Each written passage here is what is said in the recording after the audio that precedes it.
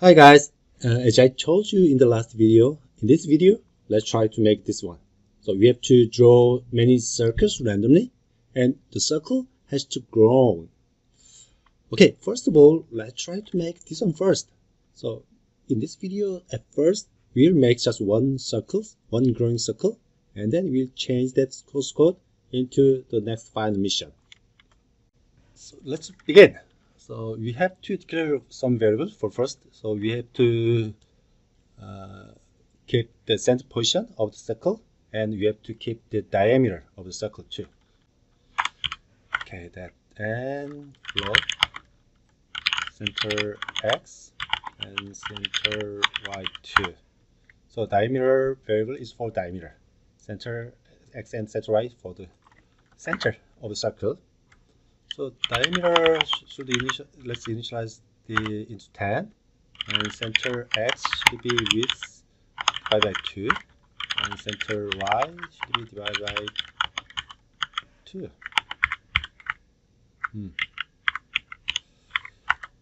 So we will draw the rectangle and circle in black color, and stroke it should be thick. And the last thing, we'll fill the circle in white colors, and you can give one more variable. So if you give one more variable, that's the transparency.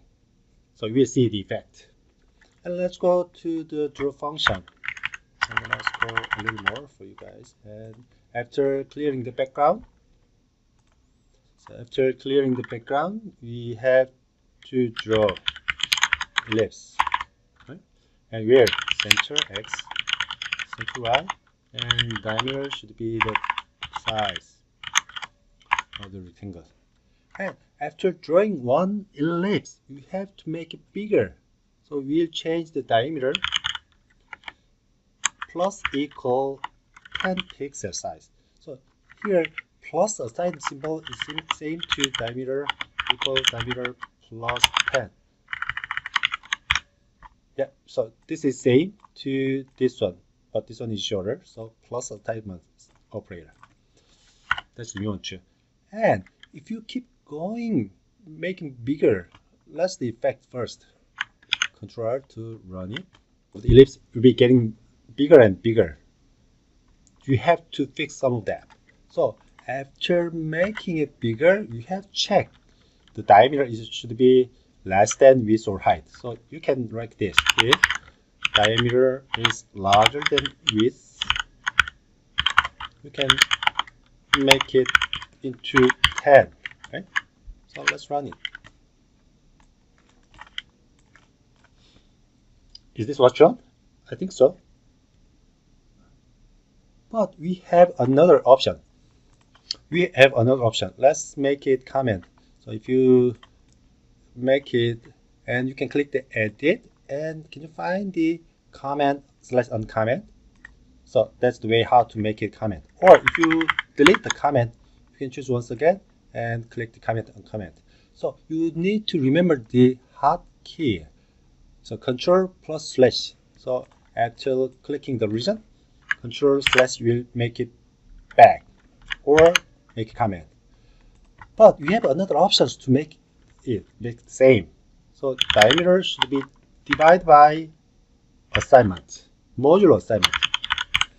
So if this operator is a modulo operator, which gives us the remainders. So if you do like this, that's the same for this. So we'll use these notations. And let's begin. See? But we are clearing the background in each stage. Let's delete this one. So if you don't background reset, you can see this kind of effect. Because in each frame, we are drawing the ellipse, and the fill color will be thoroughly transparent, which gives us, you can see the previous frames. So this gives us this kind of effect, gradation effect. And now let's modify this code to make this one. So we have to draw several ellipses. So you have to use what? You have to use array variable. First of all, let's change these variables into array variable. At first, I have used the integer variable for diameter. We'll use this into float variable. That doesn't matter. That's fine. So let's get all these variables in one line, and we'll use an array. So let's put the bracket. So this bracket means it's gonna be one-dimensional array, and we need one more variable. So number of circles. This will has the number of circles. And after defining these variables, let's change these things. So if you have just one circle, this is fine, but we have to use array variable. So we have to initialize the variables too. So after deleting all these things, we have to set the number of circles variable into 10, which means we are going to draw 10 circles, and we have to initialize those 3 array variables. Let's do it. Circles. So you have to understand, this sentence is array variable declaration, and this sentence makes the space for the array variable. So we have 10 for the number of circles. So from now on, this diameter variable has 10 elements of float things. So let's copy this one 2 times, and let's change the variable name into center X and center Y. So we have the space for the array variable. And then we need to initialize those variables. So for the initialization for the array, we need for statement. So for I equal from 0, and I is less than what? Number circles, right? And I plus plus and curly bracket. And diameter I should be random. So we are going to draw the random size and random position. And let's copy this sentence and 2 times, and change the second array into center X, and change the third array to center Y. So this is for array variable initialization. And let's get down. Let's go to the bottom. Let's go to the draw functions. So, and we need the 4 statements, right? Into I equal 0, I is less than what? Number of circles, and I plus plus curly bracket. And let's copy all the sentence here. Okay. Let's delete this comment line. So what do you have to do? You need to change all these things, right? Center bracket I.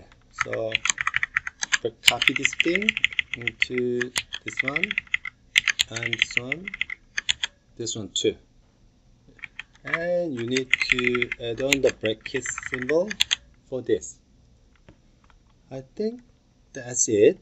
So let's run. So this is what you want. If you change these numbers into a little bigger, you can see a little different. Okay, this is the end of this video. See you.